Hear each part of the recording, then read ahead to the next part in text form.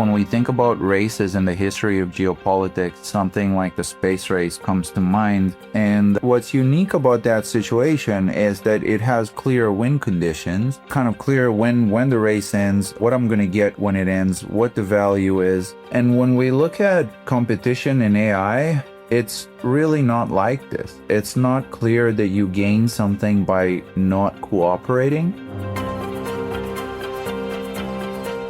I may live in a country that is nominally and procedurally democratic, and yet I don't feel like I'm, any more capable of influencing the usage of AI and the implementation of AI and the safeguards, lack thereof, in AI's development than my counterpart in some non-democratic state. That, I think, is the first step to taking action.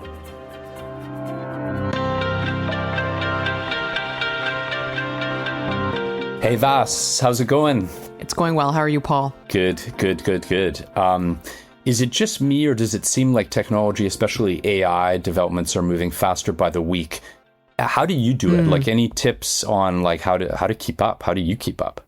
I do not have tips to keep up. I, have a fantasy that I have many AI agents, assisting me every day, and I have more and more productivity, and it's just sort of out of control. But I think just following along through podcasts, blogs, learning from what other people are doing is really the way to go. It's sort of, sometimes I feel more like an observer than somebody who's participating in AI progress. How about you? Yeah, I agree with you. I love podcasts, whether they're just audio or video. And I used to feel like I was totally up on it, listening to a couple a week. I had a few, but now I've actually found that tougher in the last couple of months. And like, AI is kind of flooding the zone, or at least my zone. Yeah. Maybe it's intentional. Maybe AI is trying to flood our zones. But I'm struggling a little bit, like, with how much is happening. Maybe it's your algorithms and the agentic internet. But today we have a pretty deep conversation lined up on the geopolitics of AI. It's kind of goes way beyond the issues of tech competition between states, and we really are going to be digging into how AI is shaping the international order. Yeah, it's deep for sure. I mean, it's not just theoretical. Like, we're going to be talking about strategies, implications. Like, it's all very real in how it's driving things. But exploring how artificial intelligence could shape issues like responsibility, fairness, and even cooperation at the global level, I think, is a super interesting topic. And we'll get into what kind of international order AI can produce or reproduce. Could a more equal order emerge that's both more just and more strategically stable? These are some of those big questions coming up in our conversation. Our guests today are two professors from the University of Hong Kong. Brian Wong is an assistant professor in philosophy, and Boris Babic is associate professor of data science, philosophy, and law. They recently published a book entitled The Geopolitics of Artificial Intelligence, Elements in Philosophy and AI. Brian and Boris, welcome to Policy Prompt. It's great to see you again, Brian. We met in Hong Kong, and that was a great conversation. Boris, meeting you for the first time, welcome. And we wanted to start off today because we're going to be talking about geopolitics and AI, we now hear in the news geopolitics like every 2 minutes. Like, that's almost like the top headline in the world right now. What is geopolitics to you? Like, what are we talking about here? And then we'll talk about AI. But to start with, what is geopolitics? Yeah, absolutely. Well, first of all, thank you both for having Boris and myself on the show. And it's a real pleasure to be here. Now, in front of geopolitics, perhaps I can take a lead on this front in offering a tentative definition. It's really hard to pinpoint what exactly it is. You can say it's a study, it's a discipline, it's an analytical framework, or a cluster of analytical frameworks even. But by and large, we would take geopolitics in the context of the book, but also the work we do, I suppose, as the intersection between geological and geographical factors on one hand, and of course, political forces and manifestations of power, both internationally, but also within countries, so to speak. And of course, the correlation and links between the domestic and the international are most germane in that regard. So on the front of the geographical and geological, we can broadly conceptualize, really, this sort of landscape as comprising territorial and also disputes over borders, positionalities, vis-a-vis. That's one cluster. Then secondarily, the nature of the power. Is it a land power? Is it a sea power, a maritime power? Is it neither, so to speak, right? It's a landlocked power, or doubly landlocked power, or as Laos would like to call themselves, land bridge power, so to speak. And thirdly, of course, the distribution of resources such as energy, but also increasingly critical raw materials, including but not limited to rare earths and other metals, are highly relevant in the sustainable renewable transition. Lithium, cobalt, nickel, you name it. And fourthly, on the geo front, of course, there's the climate as well, which determines the usability and the extent to which the land's arable and the kind of produce and material goods that it could be generated, really, with the territories available to a certain country. So that's really what I call a geographical basket. And then very briefly, on the political front, when we think of geopolitics, it's tempting to see countries as homogenous entities. Oh, China versus US, Russia versus EU, which, by the way, is a supranational entity with 27 members, right? And maybe more to come.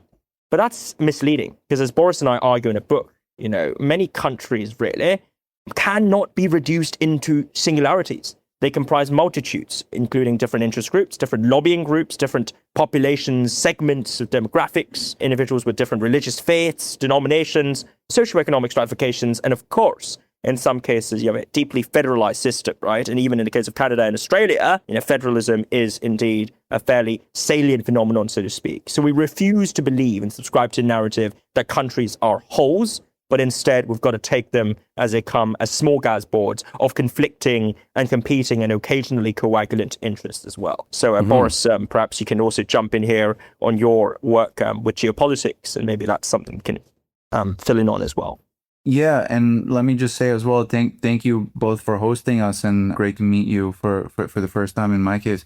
I think what's interesting to me about geopolitics in particular, it's like what characterizes geopolitical questions instead of just political questions full stop, is that they involve scarce resources whose distribution is unequal along geographic lines, either due to a certain kind of like a comparative advantage added by human labor or natural resources. But that creates particularly vexing ethical and philosophical questions about what's a fair distribution, not just within national boundaries, but across national boundaries.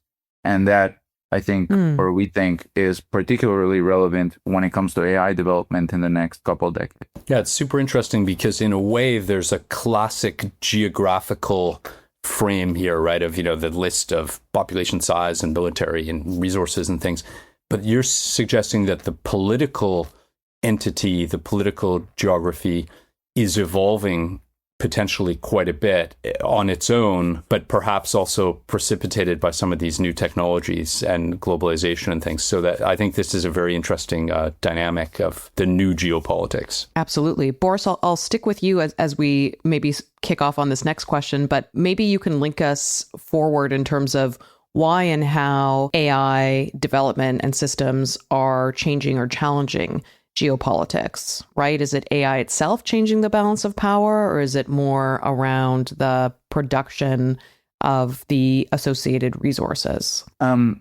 Both. The scaling of AI has really brought the geopolitical questions to the fore. So like 10 years ago, but actually even just like 5 years ago, one could use the most sophisticated prediction systems or classification systems, machine learning systems, basically on your local machine, or if you were doing something very complex with like one NVIDIA H100 or your institution.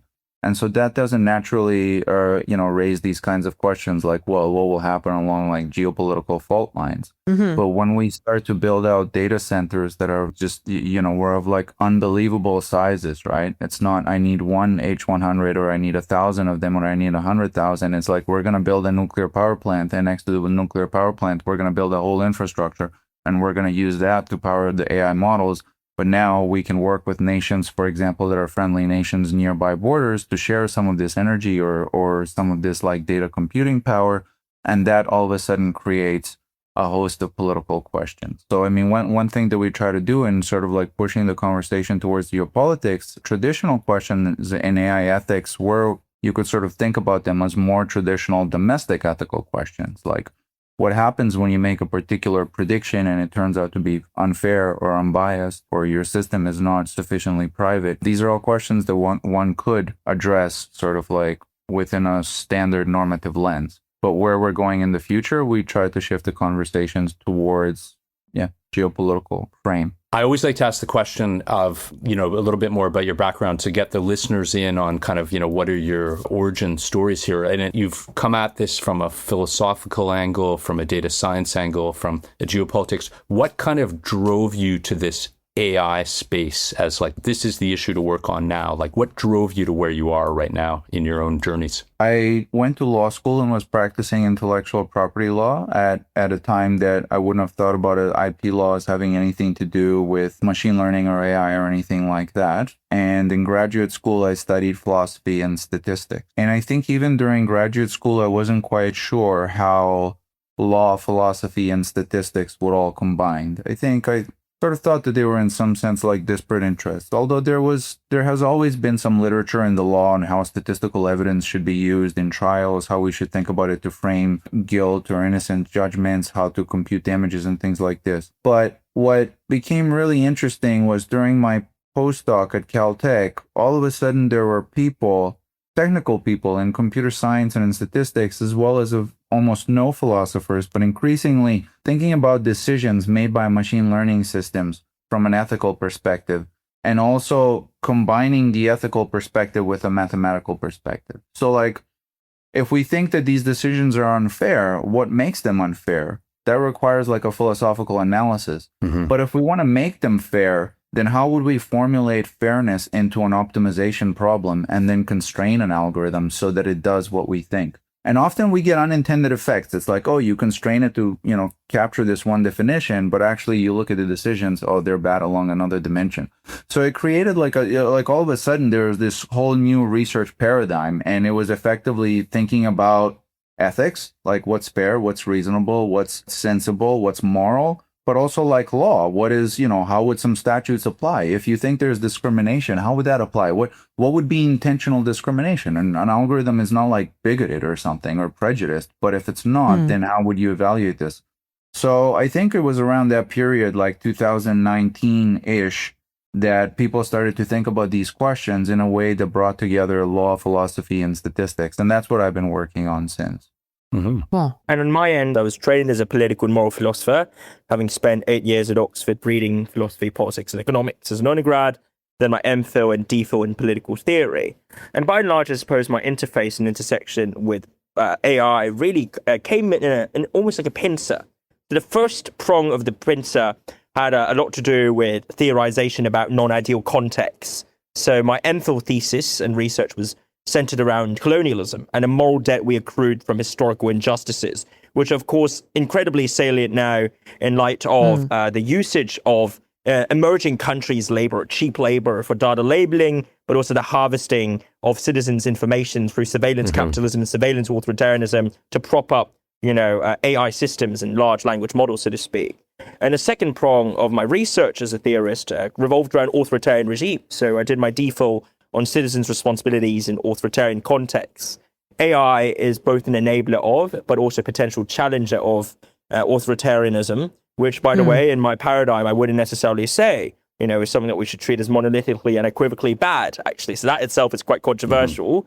But approaching these questions of what we are to do under imperfect conditions, right, of clear injustices or constraints upon individual agency to tackle normative puzzles such as access to justice, such as the ability to understand, our rights and entitlements as citizens, as individual people. That's what got me interested in artificial intelligence, really, the sort of manifestations of their effects, not just on power and how power is allocated, but also, if you deep dive into it, what does it mean for work and employment? What does it mean for democratization and emancipation of the grassroots in societies where AI, is now basically either controlled or wielded by very powerful large corporations or by unassailable and also impenetrable state entities? So that's really one prong and one side of the pincer, so to speak, through which I approach this question.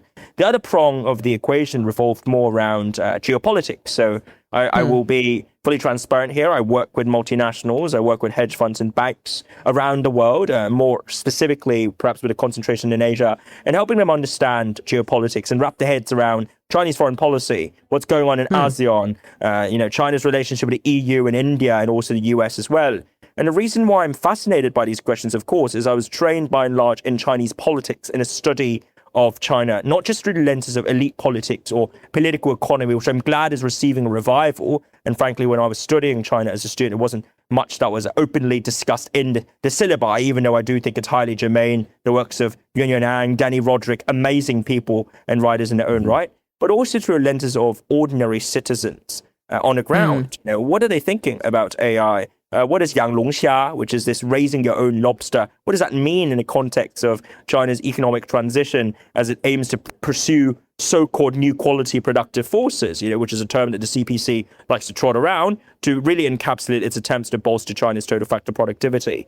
And so, judging at and looking at these issues through those lenses got me thinking about really questions of agency on the part of small and medium states. So where lies the agency for Malaysia, where, of course, semiconductor manufacturing is now taking off, and also renewables transition has seen revitalized interest in, as well as, of course, other countries with a chokehold or choke points, rather, with regards to rare earths. Again, they're going to play an increasingly important role in a modern day contemporary neo or nascent military industrial complex, right? And also the integration of supply chains along those lines. So in thinking about small and middle state agency and pondering and reflecting upon China's political economy, and of course China's relationship with the USA, which is such a complex quagmire unto itself, all of these are essentially the starting points that got me interested in the missing elephant in the room that I'd hitherto not been exposed to: artificial intelligence. And so that completes the second prong of the pincer, so to speak. And that's also how I, got into intellectually artificial intelligence, which was an interest that was thankfully buoyed and also amplified by my being very fortunately surrounded by fantastic colleagues like Boris at the University of Hong Kong, where in our department, we have a lot of theorists and philosophers who are working on AI governance, ethics, and also regulation, as well as, of course, other very important philosophical puzzles as well. Maybe we could talk about some of those puzzles. For instance, if there was some kind of AI accident that had a global impact. I was reading about how chatbots are increasingly resisting their instructions. There's some evidence of that. Sort of, who would be responsible? How would we think of the governance response? Super open to the example staying sort of theoretical, but I think it'd be fun to sort of talk about that and think about what governance responses would could look and feel like. Yeah, definitely. And in all honesty, when it comes to responsibility for injustices or harms that involve AI, I really think there's a dearth of systematic theorization that covers all aspects of the equations. It's a bit like, if you would excuse the slightly sort of loaded imagery here, the blind feeling an elephant. One of them feels for the trunk, another feels for the legs, and then the third feels for the tail, and then the fourth feels for, the tusks, and they say, oh, that's the elephant. This is kind of where I fear a lot of the contemporary theorization about AI is stuck. In that you've got really two main schools of thought, right, that Boris and I address in a book, and also, we look at separately in our own works. One framework is a liability model, which posits that responsibility for harms caused using AI can be identified or should be traced to identifiable agents, collective or singular or individual, and we just hold them morally responsible because they intentionally perpetrate injustices, because they are apparently causally and morally relevantly so implicated in a causal sequence that led up to the production of these harms. So some concrete examples, an engineer intentionally training a chatbot to produce really racist content because he is himself a racist, or someone in a military command who knows fully well the dangers and the perils of having untested LLMs, used in targeting potential combatants, and yet insisting we have to use it now because now's the time. And they want to dodge responsibility and essentially benefit from the impunity that comes with, of course, the nascent nature of the technology's emergence. In these cases, it's fairly straightforward for us to say there is more responsibility. We assign the responsibility, we may prosecute that criminally, legally, or via alternative means. But what this model doesn't deal with as a fundamental paradigmatic flaw is cases where responsibility is more diffuse, where there's a dearth of intentionality, where there's an insufficient level of awareness and understanding concerning what outputs of these models are. And we haven't even talked about non-generative instances of model, which frankly are where AI tends to be more ubiquitously used, from facial recognition through to processing and calculations within infrastructural energy grid decisions that are undertaken, and micro decisions, so to speak, right? And in these cases, to pursue the liability model simpliciter, would compel us to fall into the trap of basically enabling those in the moral crumple zones to be scapegoated. The scapegoating of individuals who are most proximate causally to the harm in question. So talking here about, say, the frontline designer member team, who's involved in training and also looking at applying the inputs and trying to develop a model. Alternatively, the low-level bureaucrat who signs off on the usage of an LM in a certain context of government communications, or even indeed an uninformed teacher who shares an LM or shares a subscription service, an AI subscription service with the students, thinking this is how they can get the students to learn. But the truth of the matter is these individuals have neither, very often, the agency nor the understanding of what they're doing. And so the liability model cannot necessarily provide a reasonable solution, and to impose it unduly could lead to our going overboard, really, holding too many individuals accountable on spurious and morally dubious grounds. On the flip side, and that is where we get on to a second and rather different strategy that we might see as fruitful, which is the social connection model as advocated and championed by the wonderful, wonderful late political theorist Iris Marion Young. And Young basically says, well, look, maybe the correct way of thinking about responsibility is not to look at blame, not to think backwards and be backward looking. We should instead focus on the future. Let's forget about blame, forget about moral liability, forget about the individualized nature of liability in status quo. Let's focus on collective political responsibility. And all individuals who are connected to injustices should therefore be held responsible in a blameless manner, in a manner that allows for them to take up these responsibilities to do good, to serve, without being pinpointed or scapegoated or held morally liable. For blame is not productive. Blame is, quite damaging sometimes because it's invidious. And of course, Young has her advocates and has immense value in terms of what she contributed before her untimely passing. And I'm a massive fan of Young's political theory as well. But both Boris and I feel that if we take this sort of social connection model to the extreme, then what it does is it overlooks the agency of many individuals, many powerful, many deeply, deeply maliciously intentioned individuals who see the accruing and amassing of power through their AI-enabled military-industrial complex as a means of basically accruing immense wealth, immense control, and influence over governmental policies, and yet they can run away with it because they can say, look, it's not my fault, it's the engineer, it's the other folks in the system, I've no actual involvement in relation to the injustices, or even if I do, then I shouldn't be blamed for it because I'm just connected to the injustice in question. So what's needed here, as we advocate in the book, is a hybridization and a synthesis of the two, but also an acknowledgement that what's really, often required, what's behoved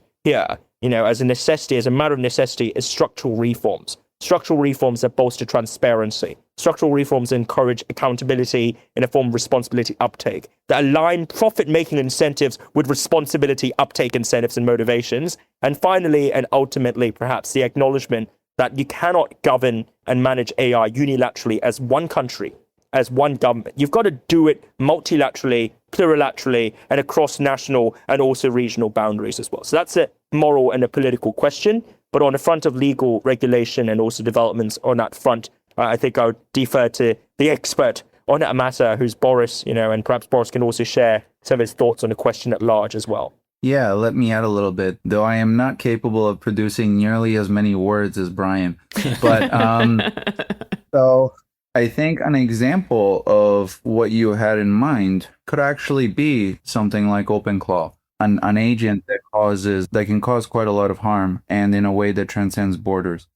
And what I think is nice about using this as an illustration is in some ways it's great. Like, did this agent, it's capable, it's powerful, it's open source. You can set it up yourself. You give it all the permissions that you want to give it, and you have to give it a lot of permissions, and then it can execute a lot of tasks on its own. And so all of these things that make it very sort of like ideal. Like we've been, everyone wants transparency and everyone wants kind of like to consent to certain kinds of permissions. But once you do all this, wow, like it can cause a lot of harm. If you take something like the EU AI Act, which has been like years in development and sort of like the swollen legislative program, and you ask to what extent can it mitigate the damages that one might see from, let's say, like OpenClaw type agents causing unanticipated harm, like generally not Not a lot. It's actually very nice in terms of its transparency. It's very nice in terms of the fact that you consent to have all this on your machine and to do it. And so many of the concerns that were motivating them, like big evil black box corporations with super expensive models, like doing things unbeknownst to you, actually that's not really the case here. And so much of this legislative program is inapplicable to what I think will be the most interesting harms, unanticipated harm. For that reason, I pick on the EU-AI Act, but it's not just the EU-AI Act. I think that would be true of domestic legislation in most states. It's very hard to anticipate where harm will be, and it's very hard to address the technical problems given the way that legislation comes together through various political compromises. One thing that we do focus on, though, is that you need some kind of like multilateral institutional oversight. And this is what Brian ended with, because none of these domestic pieces of legislation are going to work. Litigation, sort of tends to be after the fact. So figuring out responsibility after the fact is not going to be that effective. One place where we don't have nearly enough institution building right now is when it comes to sort of like multilateral institutions, together with some sort of mediation, arbitration, dispute resolution that goes with those institutions. That I think would be particularly important. Wow, there's so much to unpack there. I think those were great comments from both of you. It does strike me that what you're suggesting is that the liability regime is evolving. It's going to have to be a hybrid regime ultimately, as you said. I still think that there's a little bit of a black box problem with AI algorithms, where if you're trying to pinpoint wrongdoing, whether it was an engineer or somebody else, is it going to be possible to do that? Like you could say, sorry, I made a mistake. Is that the same thing as intentionally doing something, right? Is there going to be equal liability? And just the ability to unpack something, right? Of saying, okay, well, we identified the smoking gun, right? So the legal regime is facing unprecedented stress by this, and it seems both. And then the moral side is in the spotlight. So fascinating area. And I think transparency, I just want to underline the word transparency, which I think is critical here, right? That a lot of what is going to drive us to a better place probably hinges on more transparency than there is currently now in the system. Policy Prompt is produced by the Center for International Governance Innovation. CG is a nonpartisan think tank based in Waterloo, Canada, with an international network of fellows, experts, and contributors. CG tackles the governance challenges and opportunities of data and digital technologies, including AI, and their impact on the economy, security, democracy, and ultimately our societies. Learn more at cgonline.org.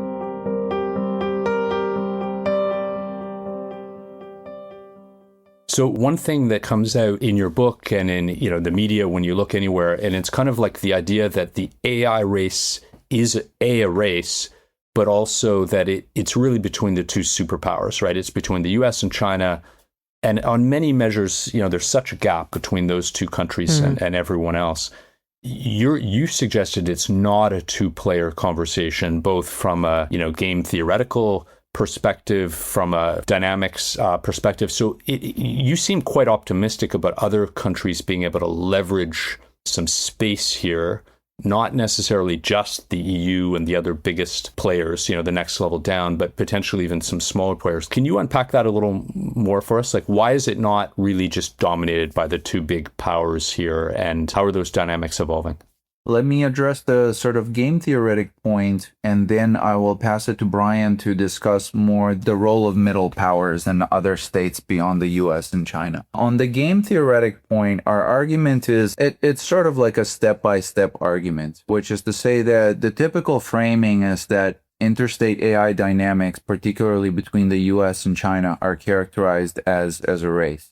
And I think when we think about races in the history of geopolitics, something like the space race between the US and the USSR comes to mind, or maybe nuclear armaments races. That looks like a race. And what's unique about that situation is that it has clear win conditions, and it also has typically a unique equilibrium. It's kind of clear when the race ends, what I'm going to get when it ends, what the value is. If you're going to win and you're going to spend all these resources and I'm going to lose, then I shouldn't basically finish second, and that will be my rational action. And when we look at competition in AI, it's really not like this. It's not clear that you gain something by not cooperating. So one thing, it's like one thing is on the technical side, the algorithms, the underlying math, the underlying statistics, this has been all like very well understood for quite some time. So it's not like there are kind of like secrets, like nuclear secrets that we can keep from each other and gain a competitive edge. They're all very well known. There are different resource advantages, but it's not obvious that it's the best for you to keep these for yourself. I want to plug a really recent example here that just happened a couple of days ago, which is that the biggest computer science conference, NeurIPS, made a statement that they would not accept papers that are published by any institution that is on some US restricted list. And that's a lot of public institutions, many in China, who seemingly, this hasn't been resolved. It's not clear whether they'll stick with this because there was a lot of backlash, but seemingly would not be able to publish in NeurIPS. That's a huge development in computer science. Now, one thing is, it seemed like a politicized statement, or that it came from some kind of political pressure, because no conference ever, no journal ever thought of saying such a thing, that if an institution is on some sanctions list, that an employee there cannot submit a research article for publication in peer review. What's interesting about it is you could criticize it on moral grounds and you could criticize it on political grounds. It's basically wrong in every way, but it's totally not clear to me how that would be in the US self-interest to do something like that. It's like saying, hey, we have this platform for disseminating the leading knowledge, and this is like, it's like an American platform because it's an American entity, and it's like, well, all of you other people, we don't want your leading knowledge. Like, that sounds like a terrible idea. If you were in the US, really, you would want to maintain such a platform. Yep. And I think this kind of thing comes up in this sort of like race narrative all the time. There's a sense of like, oh, we have to do things ourselves. And you're like, but that's not even in your interest to do things yourself. If you sort of like get through, it's not obvious that there's a competitive edge. To bring this back to game theory, what we then point out is that when you think about like, what are the rational actions in the space of possibilities, the game doesn't really look like a race, and it doesn't really look like a typical prisoner's dilemma situation where none of us want to cooperate. The model that we like to draw on is a very simple model in economics. It's called a stag hunt game. And in a stag hunt game, it's just a simple model where we can choose between hunting a large animal together, that would be the stag, and hunting a small animal alone, a rabbit. So the assumption is that I can catch a rabbit alone, but I need your help to catch the bigger animal. If we both collaborate, that's the best, because we want the bigger animal. That's better than two rabbits. If neither of us collaborate, then we just have a rabbit. But the thing is, both of those are equilibrium conditions. So both of us non-cooperating, that's rational, and that's Nash equilibrium. And both of us cooperating, that's also rational, and that's Nash equilibrium. And right now, we're stuck in this worse Nash equilibrium, basically the rabbit hunting one. And the trick is, the challenge is like, how do you encourage states to move to the better one? But that's not something that math can do. That's like a political question. That's a policy question. That's something for all of us here to do. I feel like the four of us could totally get a stag together. Wait. Would that be a stag do party, though? Would that be a stag do? Exactly. Why not? Why not? I wanted to probe a little bit more on that kind of people power level. Through your work, you've suggested that regime type matters less than power distance between the elite and disempowered people. What can be done, if anything, to mitigate or reverse this centralization of AI power? Well, absolutely. And perhaps I can address this question and also briefly circle back to what was said just then, or what we were discussing concerning the agency of middle powers, Vass. Look, in all honesty, where I have got to say, one of the most impressive geopolitical moments I've seen, over the past 5 years or so, was not so much the speech that was delivered by Mark Carney, your prime minister, but in fact, it was the reaction to Mark Carney's speech that I found so spectacular. Of course, there was a lot of attention, a lot of hurrah, and almost a sense of jubilation that was focusing around what he was saying. But I don't think what was remarkable what was said, but the fact that he said it at such a critical juncture with such a manner of trenchant confidence in the face of provocation and bellicosity, of course, from Washington. And to add on to that, what I found most powerful about his speech was the way he framed a lot of these commonly known concepts, right, about acknowledging multi-alignment, about not taking sides, about standing up to hegemonic powers, regardless of whether or not the democracy or autocracies, authoritarian or popularly elected and supported republics. At the end of the day, it's about naming the reality. And that's the point I want to, again, highlight really as a core takeaway. Name the reality. Name the facts that even though you are nominally in a country where you can vote for representatives who then vote for the president in an electoral college, you cannot vote possibly for the companies who are generating and, of course, sucking up the largest amount of computing and computational resources when it comes to the AI race within, of course, the domestic ecosystem. That you cannot determine who regulates these individuals because they're either influenced or shaped heavily or captured even by powerful lobbying groups affiliated with an emerging military-industrial complex. That you cannot say no to large companies eavesdropping on your conversations and working in cahoots with government agencies to spy on your email conversations or your WhatsApp messages. Of course, you can say no about opting out, but the exit costs are too high in those cases. None of these manifestations of malaise, folks, takes place in the context of an authoritarian state or a dictatorship. It takes place in one of the oldest democracies on planet Earth today. And that, I think, goes to show that ultimately the regime type fixation that we are so bent on, how only authoritarian states would have thought would be unaccountable. It's increasingly destabilized by the fact that you can have authoritarian corporations, you can have authoritarian interest groups, you can have authoritarian subnational entities and movements who repudiate democratic norms, who eschew election results, who seek to overturn the democratic mandate of the people within a democracy. And that is also why, for us to push back, I don't have a panacea, I don't have a clear antidote, but I think it all starts with naming the reality and just being more upfront about the fact that, yes, I may live in a country that is nominally and procedurally democratic, and yet I don't feel like I'm, any more capable of influencing the usage of AI and the implementation of AI and the safeguards, lack thereof in AI's development than my counterpart in some non-democratic state, halfway around the planet or 12 time zones away, so to speak. That, I think, is the first step to taking action. Then comes, of course, praxis. And to me, as someone who studies praxis in authoritarian contexts, I would say we've got to get creative.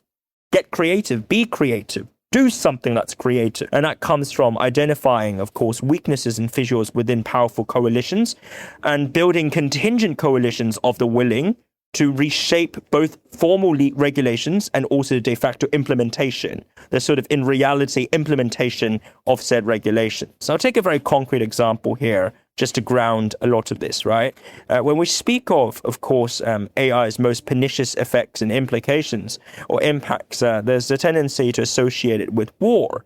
But by and large, what's perhaps omitted here is the importance of AI as well on the front of regulating and also policing infrastructural usage, energy usage, so to speak, right? And thus, there's a tendency to see and to think of AI as just the outputs, but ignoring and setting aside, of course, the hidden and the abstract inputs, so to speak. And this is where I want to give my European friends a lot of credit in Brussels, where they've actually sought to develop a strategic roadmap, they call it, for digitalization and AI in the energy sector. So, this, of course, came off and on the backs of heaps and heaps of comments, of statements, of lobbying efforts by small and medium enterprises, by small and middle states within the EU, and also by academics who tell Brussels flat out, you cannot just look at AI outputs and think, okay, you're going to win on the frontier.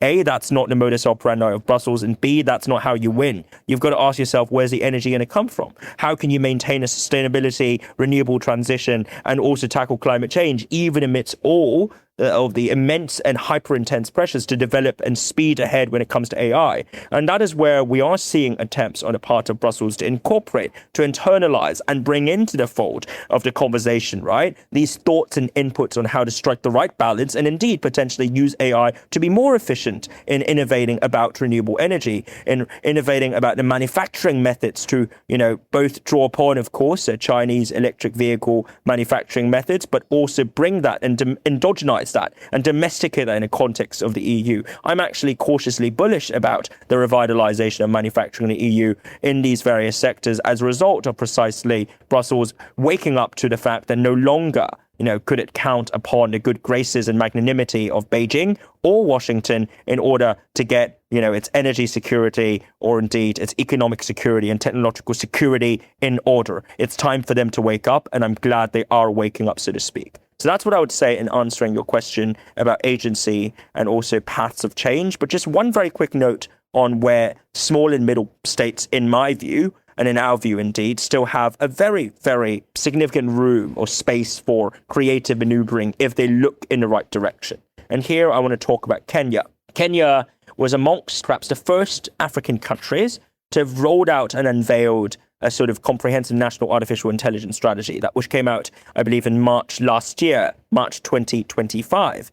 And they made it very clear they're not going to try and outcompete the US or China on frontier scale or open source large language model. They're not working on another Llama, another Mistral, another DeepSeek, or, Alibaba Q and of course, all the big players that you see in Silicon Valley right now. Instead, their approach is oriented around fine-tuning and adapting global-based models, say Llama 3 and Gemini, to bring, these models to the African context, incorporate them into the African context through drawing upon African data. Kenyan data, of course, chiefly being one of the primary subsets of African data in that question. And when it comes to the linguistic side of things, Swahili is heavily featured in the LLM development within Kenya. And there are also attempts to use AI for, I believe, malnutrition forecasting and amelioration, precision farming, in improving agricultural efficacy, and even in improving primary healthcare access and precision as well. These are very specialized models. These are models that are, of course, derivative. They're built off the stack to some extent of other countries. And because Kenya knows how to stay out of the limelight when it comes to geopolitically sensitive and contentious dimensions of the equation. And by focusing on these niche but important applications that have applicability and transferability outside and beyond merely the borders of Kenya, that is how companies and labs in Kenya are building, LLM-powered solutions for the digital landscape, despite, the dearth of a lot of the resources and also natural wherewithal that you can see in, say, countries in the Gulf with the immense energy reserves and availability there, but also, of course, in Canada. Canada, in my humble opinion, as I said, in a recent sort of high-level seminar between policymakers in India and Canada, I sort of highlighted the fact that personally, I see Canada as playing a really important role in shaping the AI conversation with, of course, its ever-increasing energy production capacity and also its striving towards not just energy autonomy, but also energy leverage, in the global geopolitical landscape as well. So if Kenya could do it, and if Canada and the Gulf and the EU are relevant in the conversation, why exactly should we accept the narrative that this global race, if there is one, which I agree with Boris, there isn't one, this global race is a two-player game. It's not a two-player game. It is a multiplayer game. Some might call it a three-body problem. I would call it a many-body problem, to paraphrase Liu Cixin, but also more recently, Vuk Jeremic in his speech concerning the three-body problem of geopolitics today.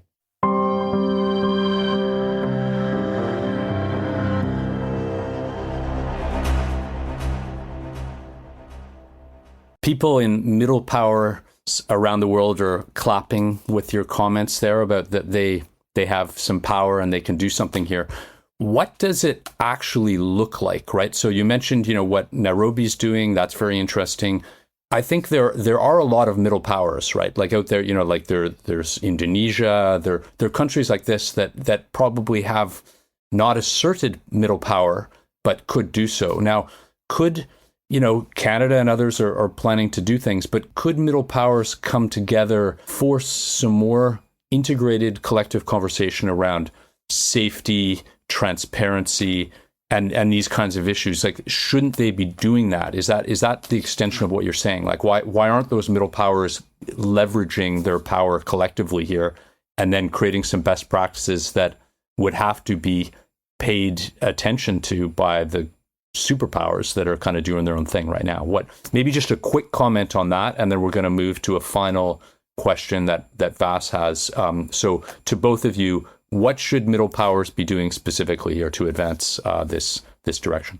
What they can do is focus on what their comparative advantage is. So there are going to be, states that are richer in resources, or states that are richer in infrastructure, or states that are richer in labor, capital developments, and so forth. I mean, what I think they can do is leverage those. And I think middle powers around us, such as Malaysia or even Vietnam, have done some of this in developing quite a lot of, emergent tech industries, and in doing some things that might be harder for larger states. And yeah, in terms of, can they kind of focus on things like AI safety mutually? Yeah, but I guess they face a coordination problem to some extent. One thing that we can highlight and that we try to do throughout the book, which I don't know that it solves the coordination problem, but it's a sort of helpful point to remember, that they have much more aligned interests than they may realize. Just to add on to what Boris said, the key is to recognize that unity is not a necessary prerequisite. For alignment can be contingent, can be fluid, and in fact is often conditional. And alignment could be a better end objective to strive towards for these middle powers than unity, right? It's a bit like ASEAN, the Association of Southeast Asian Nations. And of course, for ages, for decades, folks in ASEAN, very smart people, have been quibbling and debating over ASEAN centrality, ASEAN unity. How can we get ASEAN to agree? How can we get ASEAN countries to come together and do something together? Only to, I guess, more recently, right, to use the words of Ambassador Bilahari Kausikan, who's a very, of course, a prominent diplomat from Singapore, maybe what we need to look at here is ASEAN usefulness, right? So ASEAN is only central if it's useful to its members. And symmetrically, if we look at some of the more successful constellations and arrangements in shaping geopolitical discourses and narratives over the past 10 years, Quad, pretty prominent, of course, RCEP, RCEP, BRICS even, which is a topic on which I've written a co-authored book last year. CPTPP. CPTPP, yep, that's right. And also, even to some extent, the Belt and Road Initiative. There's no real unity across many of these organizations and blocks. But what you have here is there's a handful of issues on which these member states and member powers find room for alignment, okay?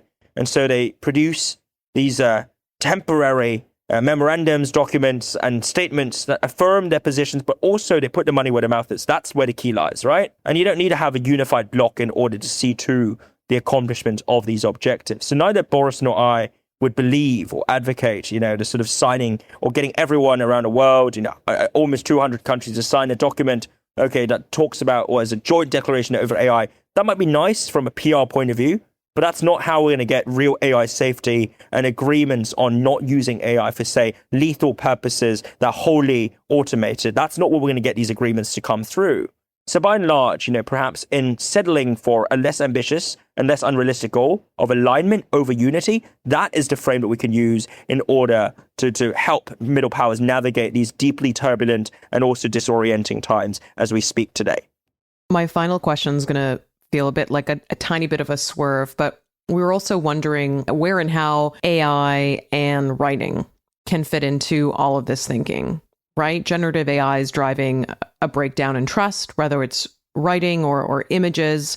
It's just becoming harder and harder for everyday people to trust the things that we see, and even maybe the people around you, right? It kind of puts everyone on edge and on the defensive. What can we do about that in the immediate term? That's a good question. I'm just worried I don't have a particularly insightful answer. I share the concern, and I think it's almost like it's a little bit fascinating to me to see how quickly that has become a concern across disciplines, which I thought were so protective of writing as their kind of unique expression and skill.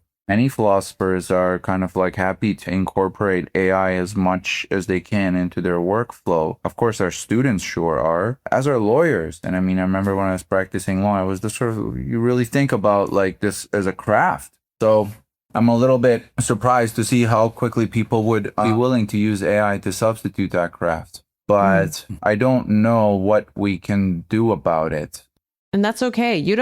We don't have to have all the solutions. I think it's okay to be stuck together too. I've got one idea. On it, but I'll come in after Brian. We cannot hold back the river. The river is already here. We cannot build a dam, for the river will tear it down. But what we can do is to find the right boat and sail with the river, not against the river, and yet at the same time beyond merely turning our boats not against the current, but in alignment with the current. We must also remember we own and we must control the very boat that we should steer in the right direction. That to me is what I would say on the front of AI and writing, but it also applies to other aspects of life as well, such as relationships. But I'm not going to go into detail there because that's kind of peripheral or on a tangent. At the end of the day, when it comes to writing, I'm a firm believer that writing is powerful for two reasons. One, it delivers and it serves the function of communication. But two, also because it communicates something unique about the speaker, or rather, in this case, the writer of the text in question. On the former, AI is no doubt an amplifier, and there's no holding it back. I personally do use AI, quite regularly in composing dry and boring email responses to dry and boring emails in my inbox. Nothing against the writers who I'm sure are neither dry nor boring, but it's just the emails are very dry and boring. And yet, on the other hand, on the second front, on uniqueness, one of my greatest fears is not so much just losing my life, but losing the sense of the self, to lose a good sense of who I am, to become merely another, kind of like the agency you see in the Matrix. I fear that all the time. And that's because I've realized perhaps one source of value, if not the primary source of value for a human life, is not so much the biological, but the unique identitarian. And that is, we are different, we are separate, we are unique, we are detachable from others. And so in order to preserve this uniqueness, which is as much a source of moral affirmation as it is of psychological comfort, in my humble opinion, we've got to shift from writing to talking, and from talking to in-person interaction. So my humble prediction is in the next 3 to 5 years' time, we're going to see a return in favor or resurgence in popularity of in-person examinations. We're also going to see a greater emphasis placed upon by employers, your ability to build bonds and relationships with others. Because sure, AI can mimic speech. AI can actually supersede speech. AI can supersede human speech, that is, and also human, communication, even deep fakes, right, of audios and videos, no problem.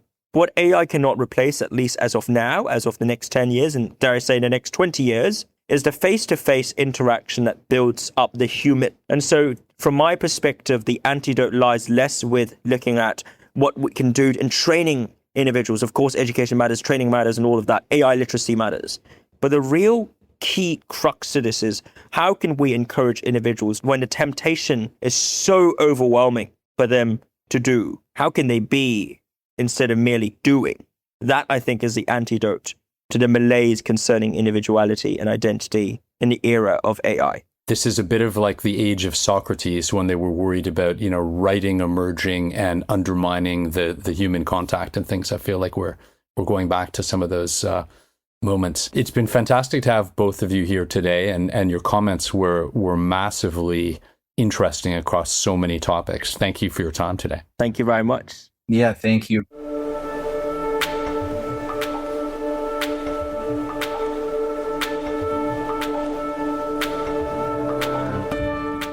I mean, I could talk to Boris and Brian for a lot longer, but they had to head out for their stag hunt, so we had to cap it there. I know you and I have so many questions that we also wanted to ask them. We need to be part of the stag hunt, though. They're waiting. Do you guys really need me for that? No, I'm kidding. I really appreciated hearing their, bridging and thinking of philosophy and ethics with their observations on geopolitics and what's possible here, what's probable here.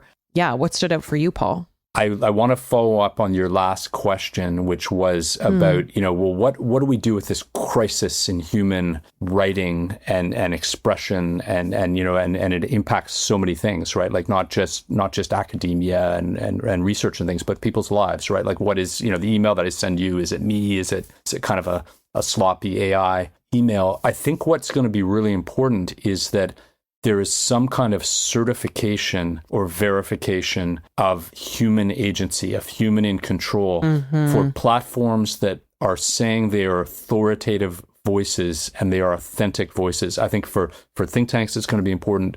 For media organizations, I think it's going to be critical.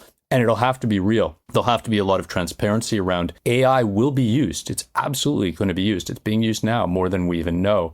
And it will become even more mainstream. But we'll have to kind of be very clear about what is actually human stamped as opposed to something that's just kind of an email response to AI generated email in the first place. That's like a never ending ping pong match that can happen in Maltbot and they can have that over there. But we've got to have human conversations somewhere. Yeah. And we have to bring back an appreciation for that, even though it's more demanding and more time intensive. So I appreciated hearing that too. And that's why I enjoy the time I get to spend with you thinking and doing this work instead of sending my AI agent to the podcast. Likewise. And then we meet in person for stag hunts on the weekends and things like that once in a while. Totally. But it's hard to coordinate. When the weather's good. When the weather's good.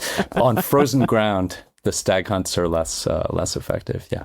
Yeah. I'm so glad you met these scholars and brought them to Policy Prompt because I would not have come across their work otherwise. Yeah, it's great. We want a global conversation here, and there's a bit of a bubble sometimes around certain conversations, and so it's great to bring people like that in that have just are sitting in such a different spot and have very different priors.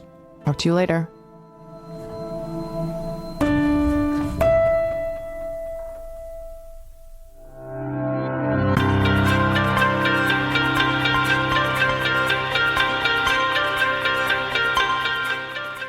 Policy Prompt is produced by me, Vass Bednar, and CG's Paul Sampson.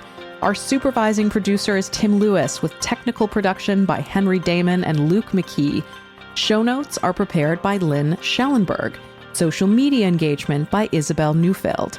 Brand design and episode artwork by Abhilasha Dewan and Sami Chowdhury, with creative direction from Sam Soy. The original theme music is by Josh Snathlaga. Please subscribe and rate Policy Prompt wherever you listen to podcasts, and stay tuned for future episodes.